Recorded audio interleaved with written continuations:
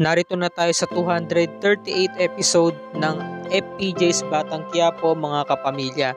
Lumabas ng kwarto itong si David sumimple at tinitignan kung meron bang tao sa bawat kwarto. Bumaba siya, ngunit nakita niya na meron pa babang katulong, nagtago doon sa may pader. Ngayon nakita niya isang tauhan ng umakyat, kung nga rin meron siyang kausap sa telepono. Tinuntun niya yung pinaglalagyan mismo ng mga pera doon sa may pinakababang kwarto. Binuksan niya ang ilaw. Pinuntahan niya tong bolt, nakalock. Siyempre hindi niya basta-basta mabubuksan yan. Ngayon hinalungkat niya tong mga bag. Binuksan isa-isa yung mga zipper. At natukoy nga niya yung mga pera, limpak-limpak na pera. Sabi niya ang dami nito. Kita mo nga naman, sobrang dali lang kumuha ng pera. Bawat pulsa sa ilalim ng jacket niya, nilagyan ng pera. Loko-loko talaga. Hindi pa nakontento, nilagyan pa ng pera yung pinakalikuran ng pantalon niya. Tapos pinatay yung ilaw at pasimpleng lumabas na para bang walang nangyari. At eto, tutungo na sana siya sa kwarto. Pag akyat niya, nakita niya si Olga. Siyempre hindi na siya nagtago pa. Nagpakita na rin siya.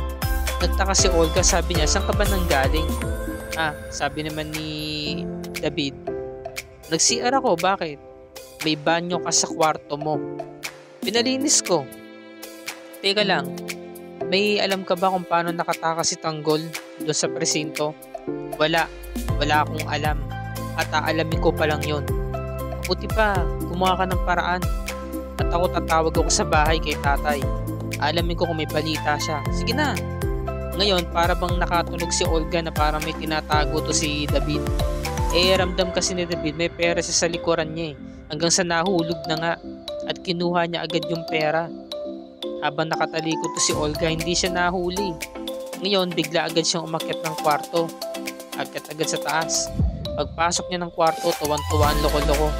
Inihagis lahat ng pera nakuha niya doon sa loob nga ng kwarto. Ang dami niya nakuha, walang patawad to. Loko-loko talaga, sabi. Diba? Ganito lang kasimpleng kumuha ng pera. Walang kahirap-hirap. Sobrang dami nun, mahahalata pa ba nilang may bawas yun? Ganito na lamang gagawin ko, hindi na ako magtatrabaho. Ganito lang kumita ng pera, ganito lang kabilis. Samantala sina Aling Nita at saka si Mang Marsing, tinungo na nga nila yung mga tauhan nilang naniningil. Kamusta ang paniningil? Mang Marsing, Mang Nita, kahit anong pilit po namin sa mga nagtitinde, ito lang ho yung nasingil namin. Yung iba, nagbabayad naman kaso kulang-kulang, hindi ho kumpleto. Ngayon nga po tanghali na, 5,000 lang ho yung total na nasingil namin. Baka naman kasi hindi kayo nananakot. Alam mo, sa mundo ng financing, dapat sinisindak ninyo mga sinisingil nyo para naman pare-pares tayong kumikita. Dapat matarget ninyo kung magkano yung sinisingil kada araw. Sabi nung isa, Mang Marsing, meron ho ba tayong pamerienda dyan? Ay nako, imbis na maghintay kayo na matagal sa amin kaysa matagal kami, dapat pinag-igihan ninyo yung paniningil para kahit paano may magawa kayo, hindi yung naghihintay kayo rito na matagal. Sabi ni Nita, Tart, nag-text si chairman, nandudun na raw yung abogado na irereto sa atin. O paano, pumunta na tayo doon. Sige, sabi.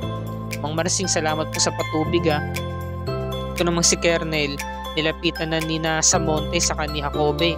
At sinabi ni Kernel, maganda kayo para bukas dahil merong arraignment. Ang grupo ni na Dimakulangan. Dadalhin na sila sa may court, may hearing sila. Siguraduhin ninyo maging maayos ang endorsement.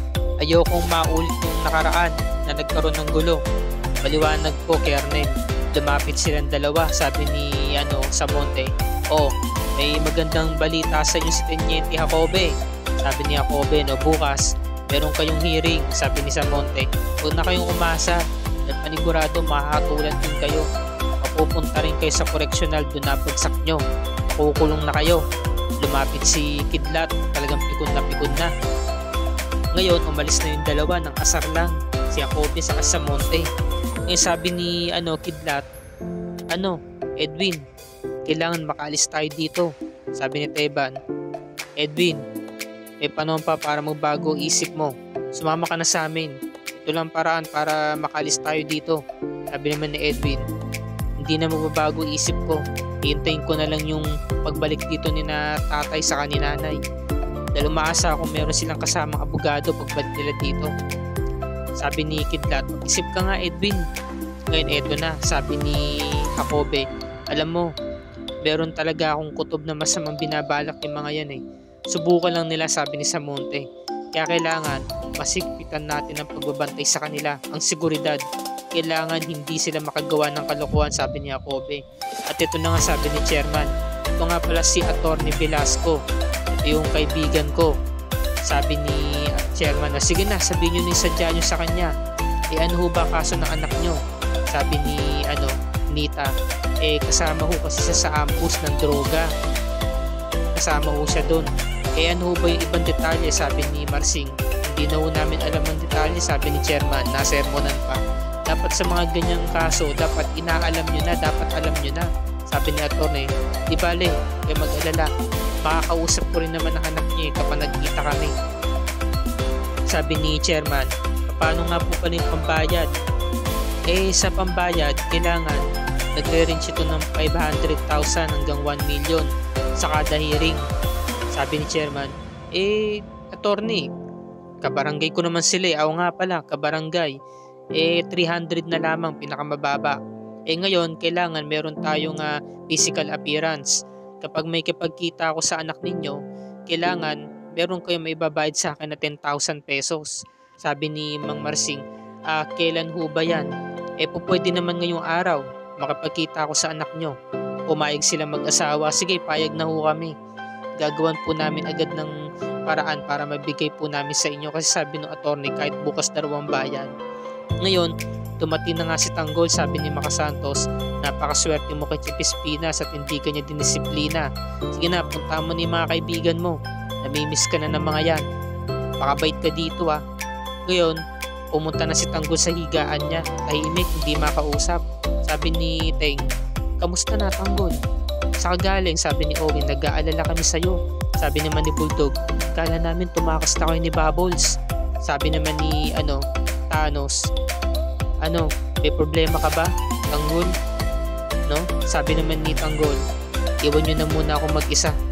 Gusto ko lang makapag-isip-isip, sabi niya. Sabi naman ni Enteng, tara na, kumain na tayo, malisan muna tayo. Sabi ng mga kaibigan niya, si Bulldog, ano bang problema ni Tanggol? Ngayon ko lang siya nakita ang ganyan. Sabi ng mga kaibigan niya. Sabi ni Enteng, hayaan na muna natin siya. Kapag okay na siya, saka natin siya kausapin. Ngayon yung mga kaibigan ni Mayor lumapit. Mayor, ano bang gagawin nyo? Nakabalik na si Tanggol sa selda niya. Nagulat si Bubbles kasi alam niya gulo to Tinignan din ni Celso yung apo niya at umalis na nga si Mayor para tunguhin nga tong si Tanggol. Ngayon, sabi ng mga kaibigan nga ni Tanggol, ano kaya? Kausapin natin siya. Sabi ni Enteng, mamaya na. Saka na lang kapag okay na siya. Ngayon, hayaan na muna natin siya makapag-isip-isip. Saka na lang tayo magtanong at alamin kung na talaga nangyari. Kasi si Enteng kasi talagang kalmado yan Pinakakalmado yun sa grupo nila at nakakaunawa. Malawak ang pangunawa. Eto na si Mayor Celso, galit na galit. Susugod na. Nakita na siya ng mga grupo ni na Elsa sa labas ng selda. Eto na, pumasok Tanggol. Sabi niya, tinuro yung mga kaibigan, huwag kayong tutulong, huwag kayong lalapit. Sabi, sa oras na mapahamak muli ang apo ko, kasama ka. Ito lang sisiguraduhin ko si Tanggol, ako na mismo ang papatay sa'yo. Alam mo kung tutuusin ko ako masusunod, hindi ko hahayaan na makasama ka ni Bubbles dahil wala akong tiwala sa'yo. Pero wala ikaw ang pagkatiwalaan ni Chief Espinas. Kayong dalawa ni Bubbles ang laging magkasama. Kaya ako, wala akong tiwala sa'yo Tanggol kahit noon pa. Dahil lagi lang napapahamak ang apo ko kapag kasama ka. At puro kapahamakan lang ang dala mo dito. Umalis na nga si Mayor at umupo na nga para mag-chess. Ngayon, tinitingnan niya si Tanggol at talagang tahimik, napapaluha na lang, napaupo na lang ulit sa higaan niya. At dito na po nagtatapos ang ating review and recap para sa gabing ito mga kapamilya. Bukas pakatunghayan natin ang pakikipagdamayan ng mga kaibigan ni Tanggol at ni Bubbles kay Tanggol. Dahil napaka-hopeless nito. Wala na siyang pag-asa para magbago pa at ipagpatuloy ang kanyang buhay. lalo na't patay na nga si Mokang. Yan ang pakatunghayan natin sa episode 239 ngayong darating na Lunes, January 15, 2023. At kung bago ka pa lamang sa aking channel, kung maaari makahingi ko sa iyo ng muting subscribe at i-click mo na rin ang bell icon para lagi kang updated sa mga episodes ng FPJ's Batang Quiapo and other kapamilya shows tulad nito.